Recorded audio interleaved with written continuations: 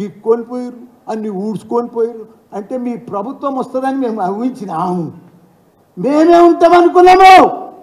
ప్రగతి భవన్ కట్టాము, కొత్త సెక్రటరియట్ కట్టాము, యాదగిరిగుట్ట కట్టాము, కమాండ్ కంట్రోల్ ఆఫీస్ కట్టాము. తెలంగాణ రాష్ట్రాన్ని ఒక అద్భుతంగా చేసినాము. ఇవన్నీ చేస్తే అప్పులు కావా? సంసారం పని చేస్తుంటే అప్పులు కాకపోతే ఏమైనా లాభాలు వస్తాయా? మీకు అన్ని బంగారు అవి ఏం బిందెలు, లంక బిందెలు పెట్టి పోయేడుతుండే ఆవిలకు. వీళ్ళు దబదబాలకి దోడుకుందిరా హాయిగా లంక బిందెలు. ఇదా ఏంది? మీరు ఏం చేయవలసిన అవసరం లేదు.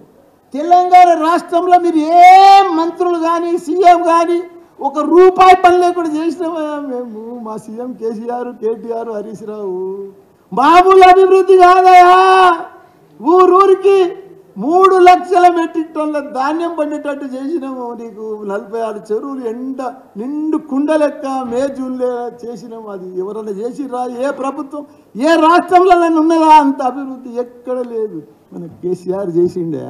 ఇలా ఐరన్ పట్టుకొని పాతాళంలో దొక్కుతాం, భూతాళంలో దొక్కుతాం, 100 మీటర్ల ఏంది అది? ఒక సీఎం ఉంది. సీఎం మోసం చేసినాడు తెలంగాణ ప్రజలకు, దోసుకున్నాడు. ఏదైనా స్కామ్లలో పట్టుబడ్డాడు, అన్ని స్కాములు చేసినాడు, కోట్ల రూపాయలు సంపాదించినాడు. ఇల్లు లేదయా? ప్రగతి భవన్లకి వెళ్ళి 5:30కు ఓడిపోతుందని తెలిసి ఖాళీ చేసిపోతే ఇల్లు లేదు. ఆ పాతింట్లోకి పోయిండు ఒక సీఎం.